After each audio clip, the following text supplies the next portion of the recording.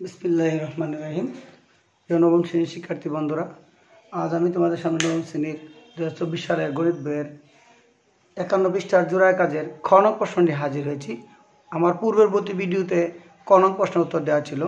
আমরা ক নং প্রশ্নে বলছিলাম যে তুমি সরকারি চাকরি পেয়েছ, তোমার বেতন প্রথম মাসে 1200 টাকা সঞ্চয় করলে, এর পরবর্তী মাসে পূর্ববর্তী মাসের তুলনায় 100 টাকা বেশি সঞ্চয় করলে, তাহলে এভাবে করতে থাকলে তুমি 20তম মাসে কত টাকা সঞ্চয় করবে। তাহলে আমরা এখানে প্রথম মাসে 1200 টাকা, প্রথম পদ 1200, দ্বিতীয় মাসে তার চেয়ে 100 টাকা বেশি, তার তৃতীয় মাসে তার চেয়ে 100 টাকা বেশি। তাহলে সাধারণ অন্তর ডি সমান 1300 বিয়োগ 1200 কত? 100 টাকা। তাহলে আমরা ডিও পেয়ে গেলাম। আর আমরা এখানে বলছে প্রথম 20 মাসে মোট কত টাকা সঞ্চয় হবে। তাহলে n ইকুয়াল টু 20। এখন আমরা জানি n পদের সমষ্টি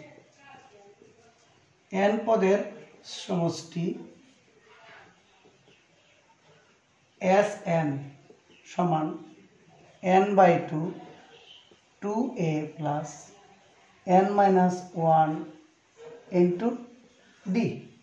এখন যেহেতু 20 পদের সমষ্টি বলছে, 20 পদের সমষ্টি, তাহলে 20 পদের সমষ্টি S20 বা S20 সমান n এর মান 20/2 2 ইন্টু এর মান 1200,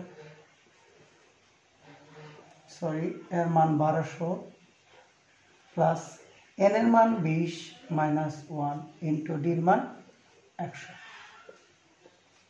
এখন আমরা লিখব 20কে 2 দিয়ে ভাগ করলে হয় 10, 12 দুগুণে 2400, 1200 গুণ 2 2400, 20 থেকে গেলে 19 গুণ 100।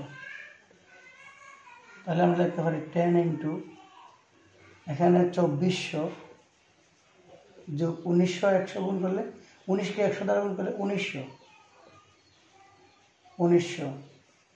এখন 2400 আর 1900 0 0, 10 ইন্টু 0 0 0 যোগ করলে 0, 9 আর 4 13, 3 1 আর 2 3 আর 4 4300। তাকে একটা 0 দ্বারা 10 দ্বারা গুণ করলে 43,000, একটা 0 বাড়বে। তাহলে 20 প্রথম 20 মাসে বলছে প্রথম 20 মাসে মোট কতটা সঞ্চয়। আমরা লিখব প্রথম